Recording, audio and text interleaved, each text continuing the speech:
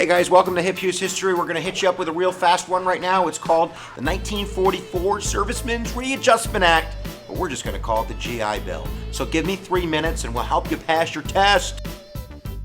Alright guys, so let's do it. The GI Bill is a returning benefit package that's given to all returning vets of World War II, which included sometimes cash payments in terms of tuition for college or high school or vocational education, very low interest loans and mortgages, including a clause which allowed you to move into a new house for 0% down, no money, which is going to cause not only like a really explosion in the suburbs, which is going to lead to kind of a more national economy, building of roads and towns and travel, and all of those houses being built is going to stimulate the economy with a bang bang. There's jobs for everybody.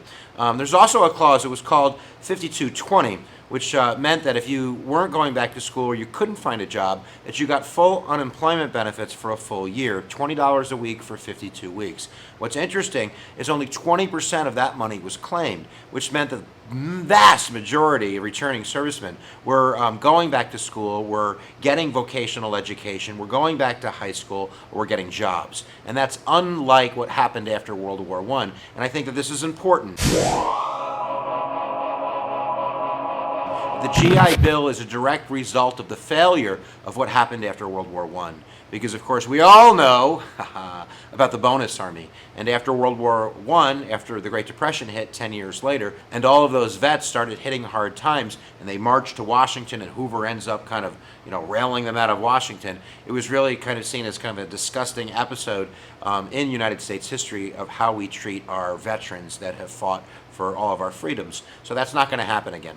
So the GI Bill is generally seen as a giant success. Not only is it going to relieve those problems that many returning vets had faced in previous years, but it's also a huge example of economic nationalism. We're not only going to stimulate the growth of the suburbs through the building of houses, but then you have a housing industry and a car industry and an education industry. It's really going to stimulate millions of jobs. And I think it's one of the reasons for the responsibility of kind of the explosion of the economy in the 1950s.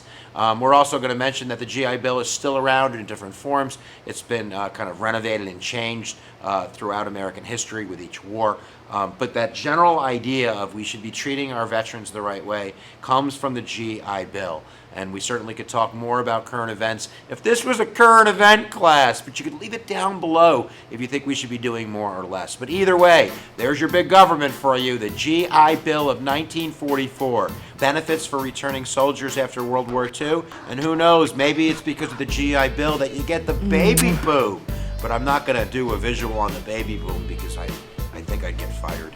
We'll see you guys next time when you visit HipHughes History. If you haven't subscribed, I don't know what the heck you're doing. You should do that right now.